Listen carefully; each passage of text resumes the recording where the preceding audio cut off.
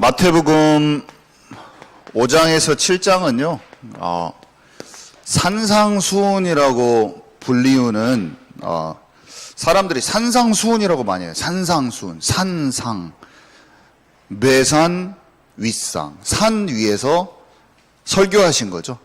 근데 그 시작이 8가지 복을 가지고 시작을 해요. 8가지 믿는 자들에게 오는 복을 가지고 얘기를 해서 8가지 복이라서 또 사람들이 팔복이라고도 불러요. 그래서 팔복을 많이 들어보셨을 거예요. 그죠? 신앙생활 하는 사람들은 팔복, 8가지 복. 그리고 이 팔복과 산상수훈, 산상수훈은 5장부터 7장까지 쭉 연결이 되는데 오늘은 5장을 얘기할 거거든요. 마태복음 5장을 설명할 건데 마태복음 5장부터 7장까지가 그 산 위에서 설명한 거예요. 그래서 산상수훈이라고 부르는 거예요. 무슨 말인지 아시죠? 산상수훈의 첫 부분이 팔복이다 이렇게 생각하면 돼요. 똑같은 거예요. 산 위에서 하셨는데 그 처음에 팔복으로 시작하신 거예요. 팔복, 8가지 복, 팔복, 8팔자 팔복 8개. 근데 산상수훈, 그래서 산에서 가르친 참된 복이라고 돼 있네요. 오늘 제목이 보니까 산에서 가르치신 참된 복. 옛날에 복음을 모를 때는 율법주의적인 생각으로 가득한 나에게는 이게 보이지가 않더라고. 뭔가 복음과 다른 것처럼 보이는데 복음이 깊이 누려지면 누려질수록 팔복 자체가 하나님의 나라예요. 팔복 자체가 하나님과 실제 살아있는 관계성에서 나오는 어떤 우리의 마음속에서 동작하는 것을 다 설명하는 거예요. 바울이 하나님의 나라의 복음을 강론하니라 이렇게 들어오가지고 이렇게 얘기가 돼 있고, 예수님이 40일간 하나님의 나라에 대해서 강론하니라 이렇게 돼 있고 하는데, 이 팔복이 하나님의 나라의 핵을 관통하면서 딱 설명이 들어가는데, 예수 그리스도를 믿고 성령이 모든 진리 가운데로 우리를 인도하는 것을 경험하는 사람은 팔복 안에서 하나님의 나라를 다 찾아낼 수가 있는 거예요. 쉬워요, 쉬워. 옛날에 우리가 사랑이라는 단어 이런 것들을 오해를 많이 했습니다. 사랑이 인간이 생각하는 에로스적인 사랑, 또 부모가 자식을 헌신하는 그런 사랑에 대해서만 알다가 하나님 아버지를 만나게 되는 예수 그리스도의 사랑, 창조주의 사랑을 우리가 이해하고 나서는 전도 자체가 사랑이라는 것을 깨닫게 되는, 세상은 알 수 없는 정확한 사랑에 대한 개념에 대해서 정의가 재정립되는 것처럼 사랑이라는 단어의 정의가 재정립이 되는 거예요. 그런 것처럼 팔복에 나와 있는 애통하는 자, 슬픔이 많다 그런 뜻이 아니거든요. 긍휼한 자, 그냥 인간적인 위로가 넘치는 긍휼함을 얘기하는 게 아니거든요. 그냥 사람들 기분 좋게 해주는, 화평케 하는 자를 얘기하는 게 아니에요. 하나님과 관계 속에서 마귀의 권세를 깨트리면서 들어가는, 실제 하나님과 관계가 형성된 자가 할 수 있는 새로운 정의로 재정립이 되어버리는 거예요. 그래서 볼 수 없는 게 보여지면서 그 뜻과 의미가 영적인 깊은 뜻이 발견되면서 팔복이 이해되지면서 하나님의 나라가 관통되면서 이해되져 버리는 거죠. 제가 진짜 중요한 설명을 하고 있는데, 그것을 알게 되면 내 마음속에 짐이 딱 내려놔져. 놀라운 거죠. 놀라운 겁니다. 심령이 가난한 자죠. 심령이 가난한 자.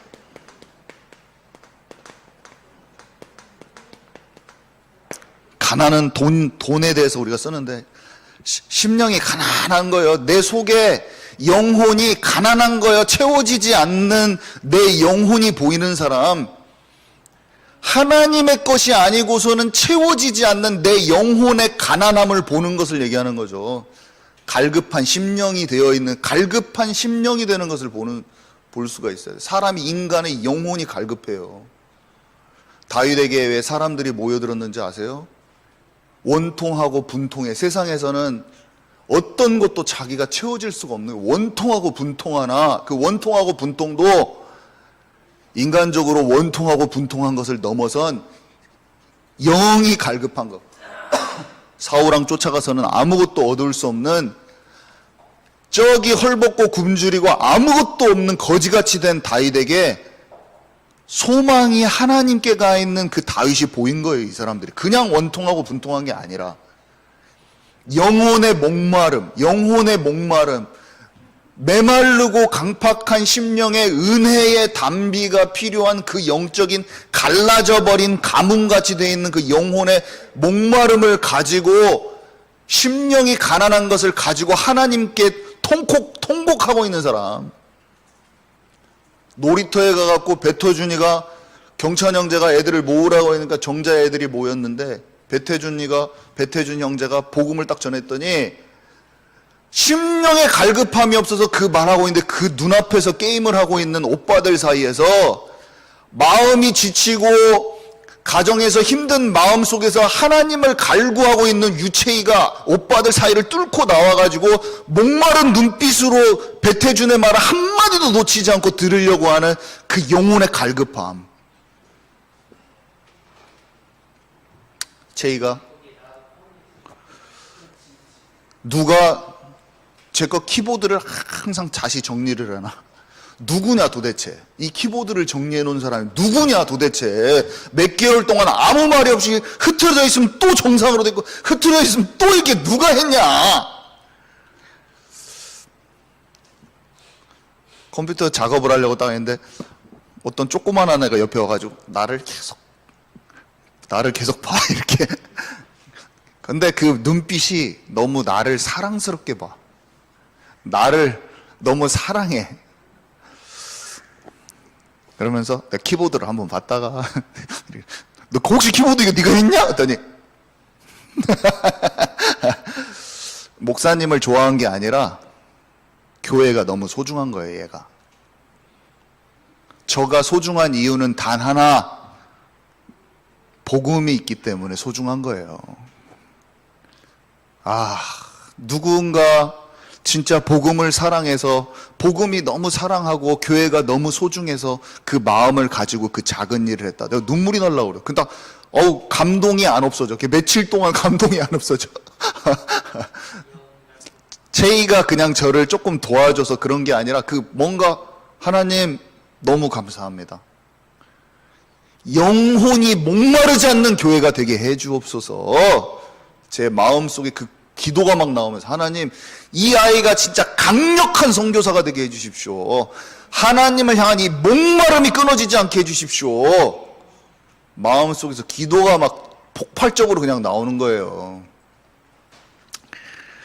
심령이 가난한 자는 복이 있으니 하나님이 천국, 하나님의 나라를 그의 것으로 만들어 주실 거예요. 구하라 구할 것이요, 찾으라 찾을 것이요, 두드리라 열릴 것이니 못된 아버지도 자식에게는 좋은 것을 줄 알거든 하늘 아버지께서 성령을 주지 아니하시겠느냐. 하나님을 진짜 바라고 찾고 원하고 구하는 자마다 이 성령을 물붓듯이 부어주실 것이에요. 성령이 하시는 일은 결국 하나님과 깊은 관계, 하나님의 나라, 말씀을 깨닫게 하시면서 심령이 가난한 자의 목마름을 다 채워주실 거예요. 주님께서 나는 생명수라, 나를 마시는 자는 목마르지 않을 것이다. 심령이 가난한 것을 다 채워주시는 분은 주님이신 거예요. 우리 예배 드릴 때 영과 진리로, 하나님의 영과 복음을 들고 정확하게 복음 가지고 영과 진리로 예배를 드리면 주님께서 우리를 다 채워주십니다. 하나님께 진짜 소망하고, 하나님 나의 목마름을 채워주십시오. 예배 때마다 하나님께 내가 기도할 때마다 성령으로 나에게 부어주십시오. 오늘 새 은혜를 주십시오. 오늘 성령으로 충만케 해주십시오. 그러면 말씀으로 채워져 버리는 거예요. 말씀에 하나님의 음성이 들려버리는 거예요. 애통하는 자는 복이 있느니, 그냥 애통하는 게 아니에요. 그냥 눈물 좀 많은 걸 얘기하는 거 아니에요. 영혼과 세상을 향한 아버지의 마음이 딱 부어지는 거예요. 우리 경찬 형제 카톡에 그림 있잖아요. 예수님이 피 묻은 발로 딱 걷어가지고 피자국이 뚝뚝뚝 떨어져 있는데 어떤 아이를 탁 안고 있어.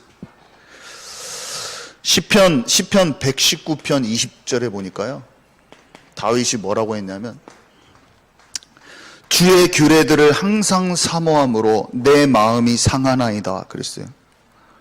하나님의 말씀을 딱 보니까 하나님의 말씀과 주의 것으로 하나님으로 채워지지 않으면 자기에 대한 어떤 죄의 본성, 이게 다 보이는 거야. 내 자신이 마음이 상하고 세상을 봤을 때 마음이 아픈 거예요. 다니엘서 9장에 보면 다니엘이 자신의 죄와 민족들의 죄를 놓고 하나님 앞에 기도하는 장면이 나옵니다. 그거 한번 꼭 읽어보십시오. 다니엘서 9장 다니엘의 기도. 예수님의 중보자의 기도하고 똑같은 거예요. 이 세상을 향한. 우리의 기도가 그렇게 돼야 되는 거예요. 내 자신의 영혼이 하나님을 믿는데 그 연약함과 죄성, 오늘 하나님께 붙들리지 않으면 안 되는 것을 보고 또 나의 연약함을 보고 마음이 상한 거예요. 그 상하는 마음이 다윗을 하나님의 마음의 합한 쪽으로 계속 이동시켜버리는 거예요. 다른 사람을 보는 그 힘도 거기에 있는 거죠.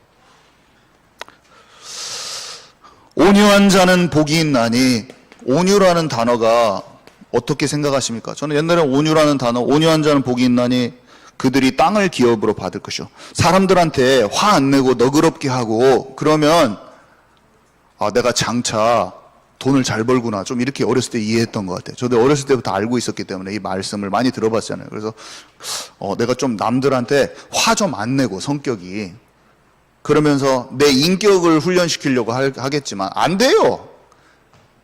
마귀 권세에 이기신 예수 그리스도가 내 안에 생명으로 오셔서 내가 죽고 예수 그리스도가 살 때만 이 온유가 나오는데, 이 온유라는 단어 자체도 성품이 온유한 것을 넘어서서, 동물이 온순하다고 하잖아요. 온순하다. 이게 말이 야생마가 있으면 길들여지면, 이 온유라는 단어가 어원이 그런 거라.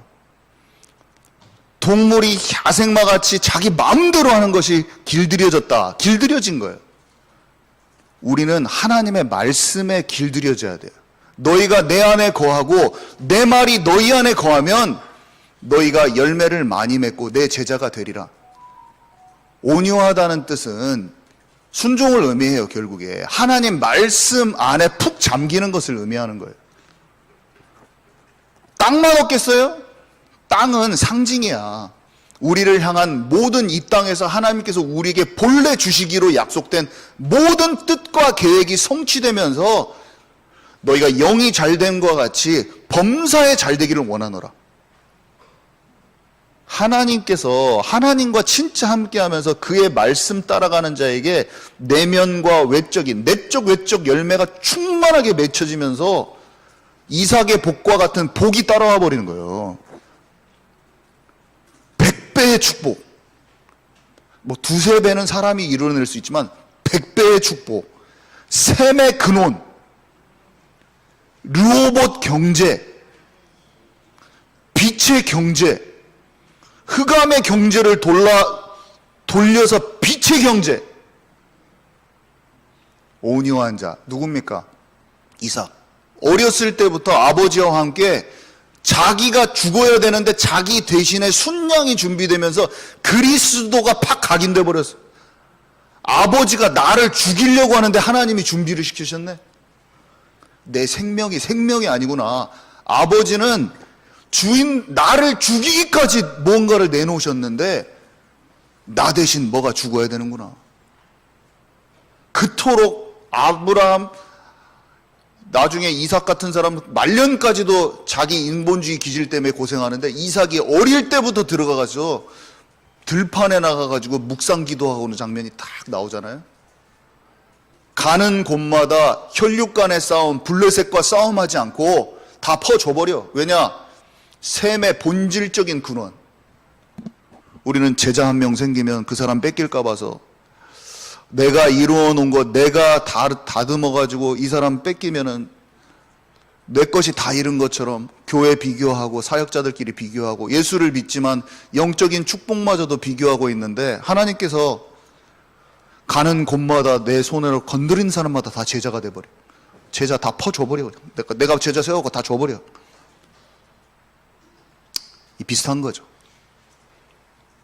교회들이 예수를 믿지만 자기 울타리를 세우고 그렇게 하는데 부흥시켜서 다 퍼줘버려. 막. 우리는 이 응답을 받아야 됩니다. 하나님 무지막지하게 보내주시고 무지막지하게 파송해버리고 하나님의 넘치는 복으로 깨하여 주옵소서.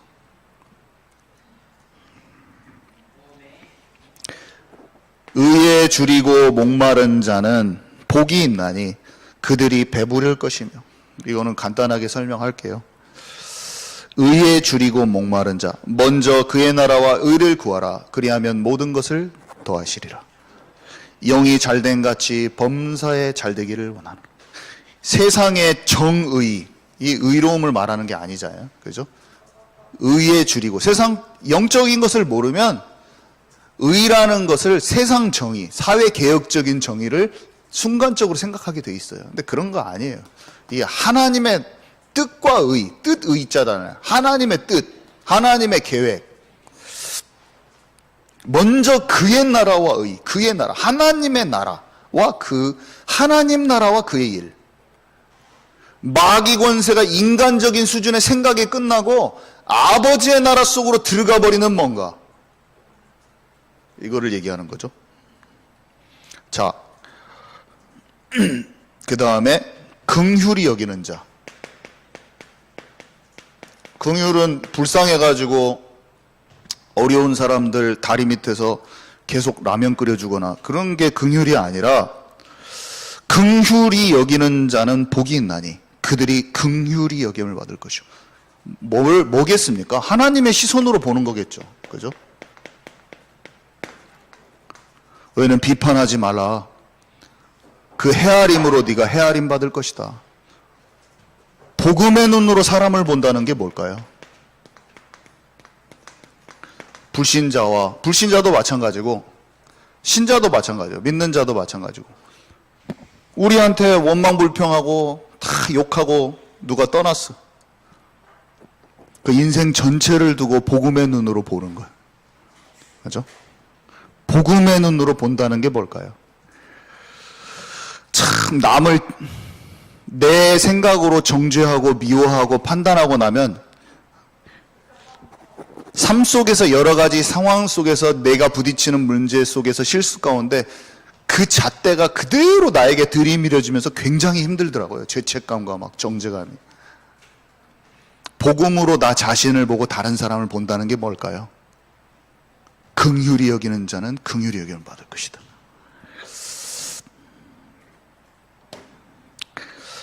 마음이 청결한 자는 복이 있나니. 청결과 거룩과 이런 말이 율법적으로 생각하면 행위를 강조합니다.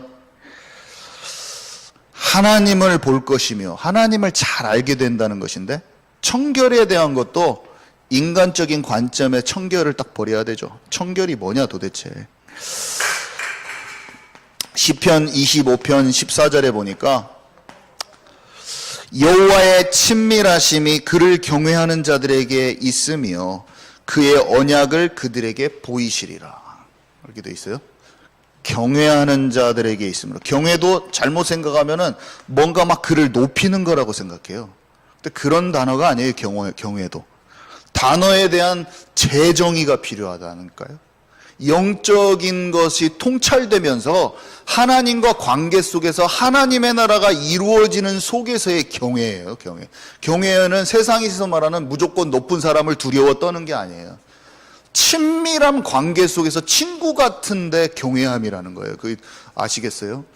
말씀 안에 거하면서 순종이라는 단어가 너무 거북스러운 사람이 있어요. 왜냐면 너무나 권위주의에 눌려본 사람은 순종이라는 단어가 지긋지긋하기 싫은 거예요. 근데 그런 세상에서 말하는 순종이라는 단어도 아니에요. 그의 안에 거하는 거예요. 진짜 순종은 너무나 편한 가운데서 너무나 사모함 속에서 일어나는 거예요. 사랑하는 관계 속에서 일어나는 거예요.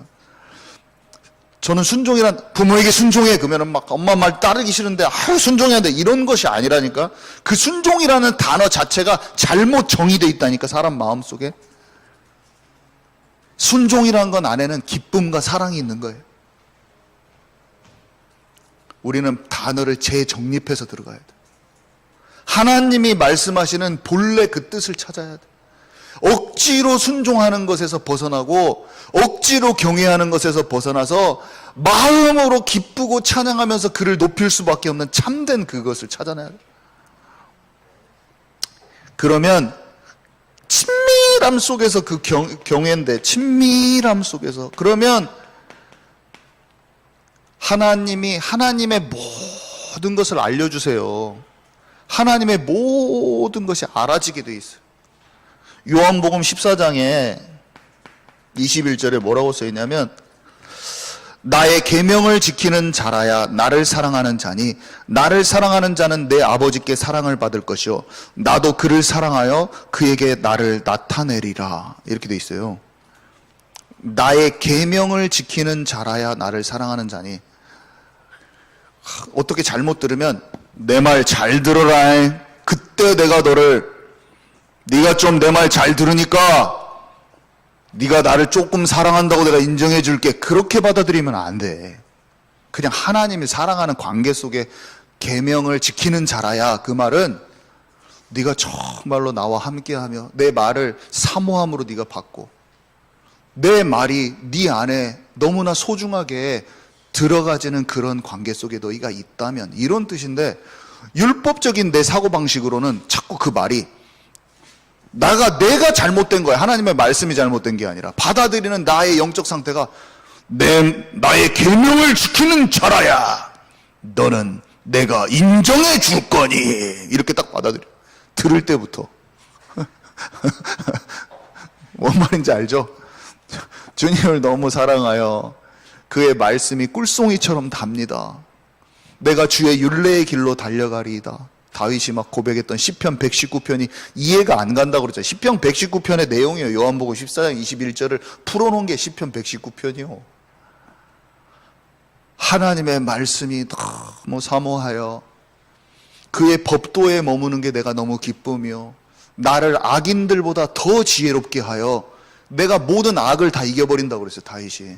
주의 말씀 안에 거하니 내가 악인들보다 주님이 나를 더 지혜롭게 한다. 우리는 세상 못 이겨요. 악한 자들 못 이겨요. 사단 못 이겨요. 하나님이 지혜와 총명을 주셔야 돼요. 언제만 되냐? 주의 영으로 감동돼서 말씀 안에 거할 때만 세상이 제대로 보이고 사단의 역사와 분별이 삶 속에서 일어나지. 안 그러면 어두컴컴해서 아무것도 못해요. 일도 못하고 전도도 못하고 아무것도 안 해요. 내 수준대로 하는 거예요. 안 돼요. 악한 자를 이기는 지혜는 어디서 오냐? 걔네들이 다 천사인데 얘네들이 천사에서 영권이 있고 엄청 지혜롭고 우리를 무너뜨리려고 작정하면 무조건 무너져요. 주의 능하신 오른팔이 내 영혼을 붙들고 있어야지 내가 사는 거예요. 말씀이 우리의 빛이 되고 길이 되고 등이 돼야지, 우리 길에 등이 돼야지 우리가 살아남을 수 있는 거예요. 그러면 다 이길 수 있어요. 그렇지만 그게 없으면 정복하고 다스리는 권세가 이미 뺏겼기 때문에 어둠 속에서 완전히 노예 속국 포로 종노릇 하다 끝나는 거예요. 우리가 어느 길로 갈 것입니까? 빛의 길로 가야지. 우리가 그냥 하는 말, 청결이 그냥 하는 말이 아니라 세상적으로 몸을 막 닦아서 네가 씻어라 스스로, 그 말이 아니라 주의 말씀 안에 거하면서 실제로 마귀 권세를 이겨버리는 쪽으로 들어가라는 거예요. 하나님을 볼 것이요 그를 나타내. 여기 똑같이 써 있잖아요. 언약을 그들에게 보이신다고 약속하셨고, 말씀 안에 거하면 나도 그를 사랑하여 그에게 나를 나타내리라 딱 그랬잖아요. 하나님의 모든 것을 친밀하고 세밀하게 알 수 있는 거예요. 주님과 대화했던 다윗처럼 싸우는 방식을, 전략을 다 알려줘 버려요.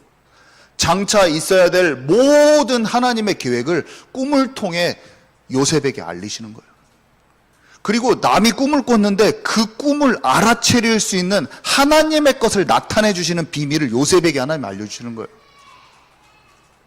주님과 함께하기 때문에 그 안에서 하나님의 것을 드러내서 알려주시는 거예요. 이 비밀이 우리에게 있으면 10대 소년이 세상을 보는 지혜가 현자들, 나라에서 똑똑한 사람들보다 10배의 지혜가 임하면서 소년인데 나라 전체를 다스릴 수 있는 힘이 생겨버리는 거예요.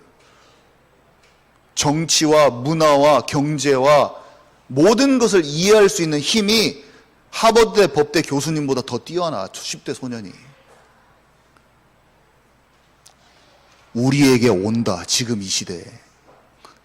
그런 사람들이 일어나는 게 렘넌트 운동이다. 컨퍼런스에 참여하는 게 렘넌트 운동이 아니고, 이름 뒤에다가 사람 이름 뒤에다 붙이는 게 렘넌트 운동이 아니고, 진짜 하나님이 주시는 정복하고 다스리는 권세 가진 자가 한 명이라도 일어나는 것이 렘넌트 운동이에요. 한 명이 살려불거든. 한 명이. 사무엘과 다윗이 그 나라에 한 명이 딱 세워지면서 일어나거든요. 그거는 이상한 데서 딱 일어나요. 미스바 운동의 집회 가운데서 한 명이 딱 세워준 게 아니라 상관없이 목동의 자리에서 딱 세워져 버려요. 무슨 말인지 아십니까? 저기 목동 구석진 후비진 데서 갑자기 거기서 딱 일어나 버리는 거예요. 지금 집회 장소에서 일어났으면 좋겠는데, 미스바 운동, 그 미스바 운동 그 집회 장소에서 딱 안 일어나고 저 목동의 자리에서 딱 일어나. 후미진 곳. 갈릴리 어부 같은 사람들 갑자기 하나님이 약한 데서 강함을 만드시는 분이, 약한 자를 강하게 하시는 분이 저기 변방 어디 본부 아닌 저기 시골 전주에서 일어나 버리는 거예요. 누구를 통해서 일어나냐? 언약 잡은 한 사람 통해서 강력하게 일어나 버리는 거예요. 그냥. 저는 믿고 있어요. 이거를.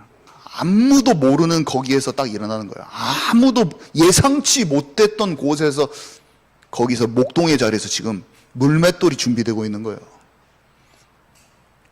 하나님이 원하시는 그 사람, 사람은 생각할 수 없는 저 반대편에서 갑자기 딱 일어난다.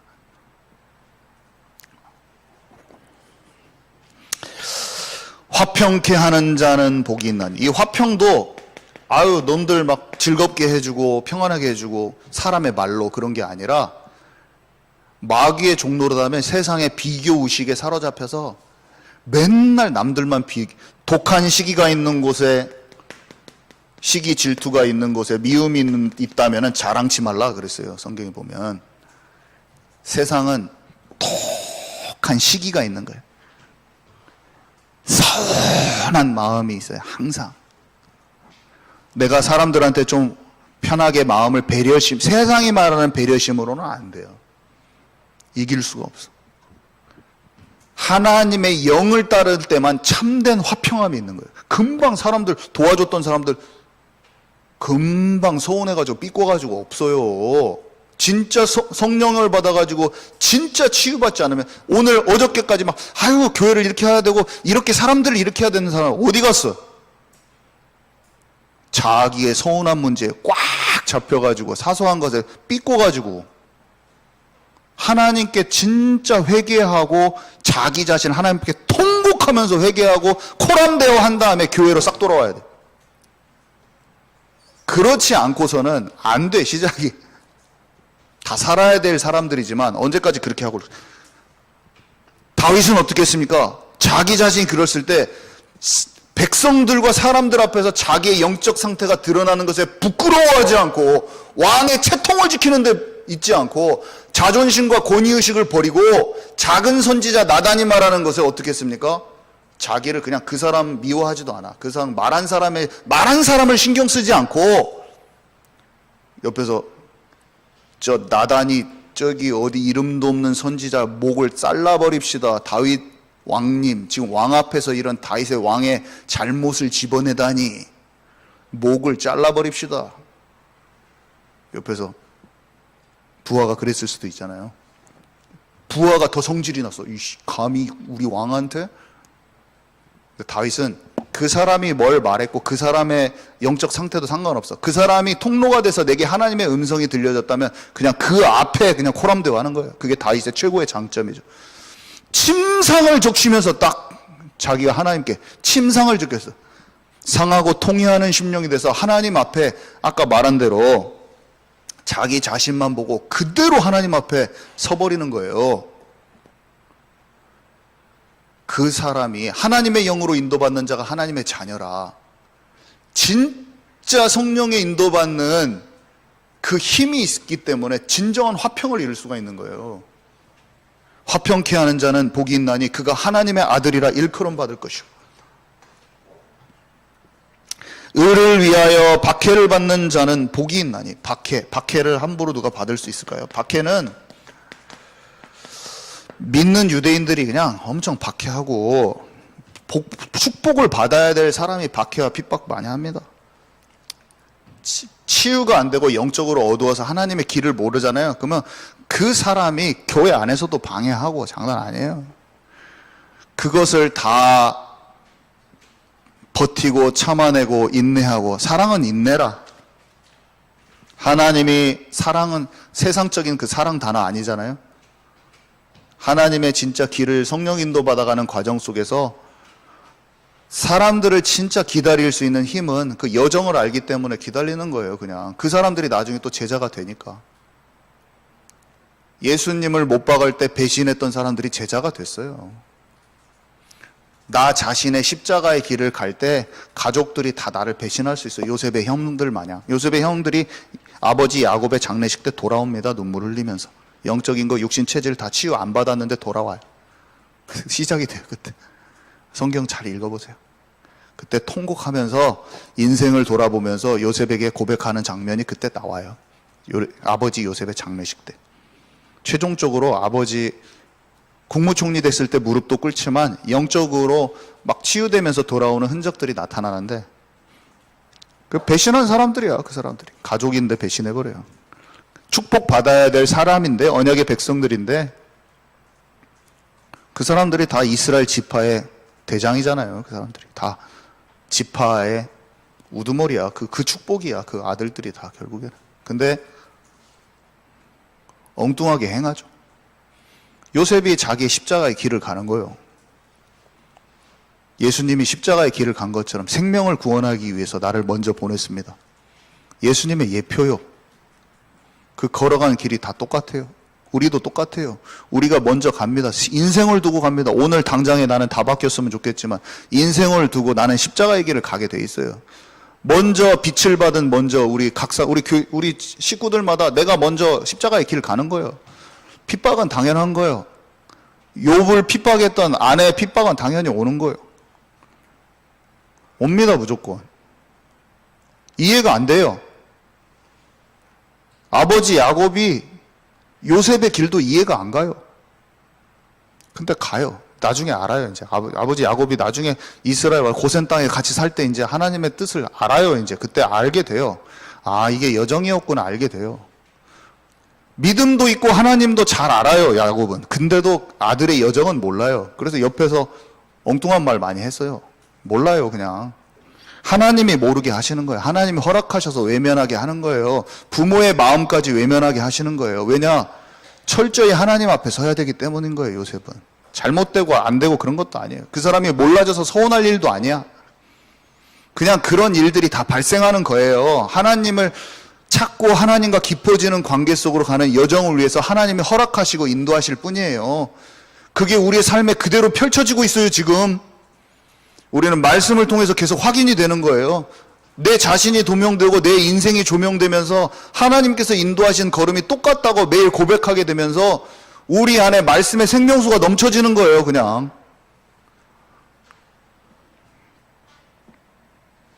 디모데후서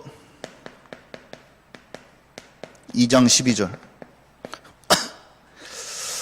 참으면 또한 함께 왕노릇 할 것이요 우리가 주를 부인하면 주도 우리를 부인하실 것이라. 뭘 참습니까? 여정에 참을 일이 많어. 의를 위하여 박해를 받는 자는 복이 있나니 천국이 그들의 것이니. 참으면 또한 함께 왕노릇 할 것이요 우리가 주를 부인하면 주도 우리를 부인하실 것이라. 나로 말미암아 너희를 욕하고 박해하고 거짓으로 너희를 거슬러 모든 악한 말을 할 때에는 너희에게 복이 있나니 기뻐하고 즐거워하라. 하늘에서 너희의 상이 큼이라. 너희 전에 있던 선지자들도 이같이 박해하였느니라 하면서 13절부터 16절까지, 자, 지금 마태복음 5장이잖아요. 제가 이거 설명을 하고 결론을 마무리 질 건데 제 설명을 잘 들어보세요. 너희는 세상의 소금이니 소금이 만일 그 맛을 잃으면 무엇으로 짜게 하리요? 후에는 아무 쓸데없어 다만 밖에 버려져 사람에게 밟힐 뿐이니라. 너희는 세상의 빛이라. 산 위에 있는 동네가 숨겨지지 못할 것이요 사람이 등불을 켜서 말 아래 두지 아니하고 등경 위에 두나니 이러므로 집안 모든 사람에게 비치느니라. 이같이 너희 빛이 사람 앞에 비치게 하여 그들로 너희 착한 행실을 보고 하늘에 계신 너희 하나님께 영광을 돌리게 하라. 여기 보니까 짠맛과 빛을 비추임에 대해서 설명하잖아요. 그러면서 짠맛이 나는 것과 빛을 비추는 것은 그게 착한 행실이라고 표현이 되어 있어요. 이 착한 행실은 도덕적, 윤리적 착한 행실을 말하는 게 아니고 성령의 법에 의하여 마귀 권세를 박살내는 죄와 사망의 법에 이겨지는 성령의 열매들을 나타내는 거예요. 세상에 충성, 절제, 온유 이런 것도 세상의 단어로 써요. 사람들도. 그렇지만 성령의 열매로서의 재정립된, 재정의된 하나님의 성령의 열매로서의 그 단어가 우리 안에서 열매 맺히는 건 좀 다른 거예요. 그 착한 행실. 근데 세상에서는 그게 볼 때 또 자기의 도덕적, 윤리적 기준으로 보기 때문에 착한 행실로 보여요. 또 이 말을 잘 이해하시기 바랍니다. 근데 우리는 그것이 어떻게 나타나냐? 세상의 것과 다른데 세상 사람들은 그렇게 판단할지라도 세상에서는 착한 행실로 또 보여져요. 그렇지만 성령을 통해서만 우리가 화평케 하는 거 안 돼요. 맨날 넌 미워하지. 세상에 미워하는 거 안 미워하려고 한다고 행위로도 안 돼요. 복음으로 사람이 보여줘야 되는데 그때 진짜 원수를 사랑하는 그 참된 제 정의의 사랑이 우리에게 열매 맺히게 돼 있어요. 그 착한 행실을 보고 하늘에 계신 너희 아버지께 영광 돌리게 하라. 짠맛이 안 나는 맛을 잃은 소금은 땅에 버려져 밟히게 된다고 성경에 또 기록되어 있잖아요. 우리 안에 참된 성령의 열매가 맺히지 않는 명목상 그리스도인, 썬데이 크리스찬, 생명 없는 종교 생활을 하고 있는 세상의 기독교가 지금 하나님의 명예를 실추시켜서 이 땅에서 완전히 짓밟히고 있는 이때에 우리는 단 몇 사람이라도 생명 가지고 죄를 박살내면서 마귀 매혹을 이기면서 실제로 중독과 걱정, 염려와 세상의 미움과 이것을 실제 벗어나는 그런 청년들과 청소년들이 일어나 버려야 돼요. 없어요. 미션스쿨 가고 100%가 다 중독 상태야. 아무도 믿지 않아. 전부 다 교회 다니는. 선생님들이 복음 전하는데 아무 관심도 없어요. 그 중에 이제 있어요. 빛을 내는 사람들이 있어요. 그 중에 찾아져요. 한두 명이라도 작을지라도 있더라고. 너무 무시하면 안 되고 잠재된 사람들을 찾아내는 게 우리의 일인데 어쨌든 현장은 완전히 불모지야. 내가 율법이나 선지자를 폐하러 온 줄로 생각하지 말라. 폐하러 온 것이 아니라 완전하게 한 것이라. 율법 안에 있는 기이한 것을 내가 보기를 원한다고 말했던 다윗은 뭐였냐? 율법을 행위적으로 지키는 게 아니라 율법 안에 있는 하나님의 마음을 찾고 들어가서 만나버린 거예요. 그래서 죄를 이기는 실제 비밀을 깨달아버린 거예요. 그냥 지식적 관념적으로 그리스도를 믿고 영접한 게 아니라 성령의 열매가 맺혀지는 죄와 사망의 법을 실제 이기고 짓밟아버리는, 마귀를 짓밟아버리는 뭔가 그 관계성을 찾아버렸기 때문에 율법과 선지자를 폐하러 온 게 아니에요. 반쪽짜리 반토막 복음이 아니에요. 우리는 예수 믿었으니까, 은혜로 구원받았으니까 다 괜찮아, 이게 아니라 살아있는 관계 속에서 죄와 사망의 법을 실제 이기고 짠맛을 내는 자로 들어가 버려야 돼요. 그래야지 빛을 낼 수가 있는 거예요. 그러니까 뒤에 써 있는 거야. 5장 뒷부분은 내용이 뭔지 아세요? 5장 뒷부분 5장 19절에 보니까 계명 중에 지극히 작은 것 하나라도 버리고 또 그같이 사람을 가르치는 자는 천국에서 지극히 작다 일컬음을 받을 것이요 누구든지 이를 행하며 가르치는 자는 천국에서 크다 일컬음을 받으리라. 누가 예수님 믿고 죄져도 괜찮아, 천국에는 가네 그 사람이? 죄져도 괜찮아 이렇게까지는 얘기하지 않겠죠, 그죠? 근데 예수님을 믿으면 나는 부족하여도 영접하실 터이니, 너무나 걱정 염려가 많아. 예수님 믿고, 예수님 믿은 지 얼마 안 돼서. 이 사람 하나님이 영접해 주시죠. 아직 치유 다 안 됐어도 그리스도로 말미암아 영접해 주셔요. 나는 부족하여도 영접해 주십니다. 생명이 그 안에 있다면. 그렇지만 주님이 원하시는 건 뭡니까? 천국에서 지극히 작다 일컬음을 받지 않고 싶어요. 저는 착하고 충성된 종아, 네가 내 말을 잘 따라와서 너의 삶이 열매 맺었구나. 네가 그냥 놔두지 않고 내 마음에 합했던 다윗과 같이 네 마음을 끊임없이 내게 맞추었구나. 네의 삶에 네 마음대로 하지 않고 네가 나의 영적으로 성령의 100% 통로가 돼서 막힘없이 내 일에 네가 쓰임받았구나. 잘했다 혀가. 너를 그대로 놔두지 않아서 잘했다. 저는 이 말을 듣고 싶어요. 주님 앞에. 그래서 그 뒤에 노하지 말라, 살인하지 말라, 이 모든 말, 간음하지 말라, 맹세하지 말라, 사단한테 속을 수 있는 작은 모든 포인트들을 하나님께서 말씀해 주십니다. 이것은 행위를 말하는 게 아니라 사단에게 속지 않고 나의 모든 언행심사가 주님의 마음에 합한 자, 24 되기를 원하시는 하나님의 마음인 거예요.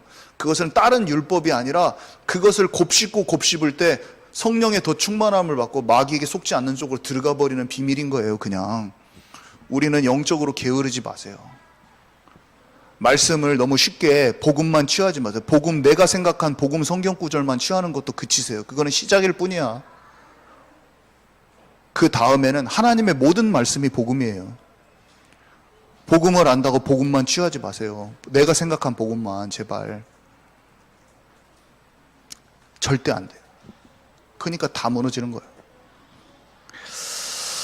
네, 오늘 여기까지입니다. 주님 감사합니다. 하나님, 마태복음 이 5장의 말씀이 진짜 복음 그 자체이고 하나님의 나라인데 생명처럼 살아서 좌우의 날성검과 같이 우리의 영과 혼과 육을 치유하고 살리는 말씀으로 내 평생에 적용되게 하여 주옵소서. 예수 그리스도 이름으로 기도합니다. 아멘.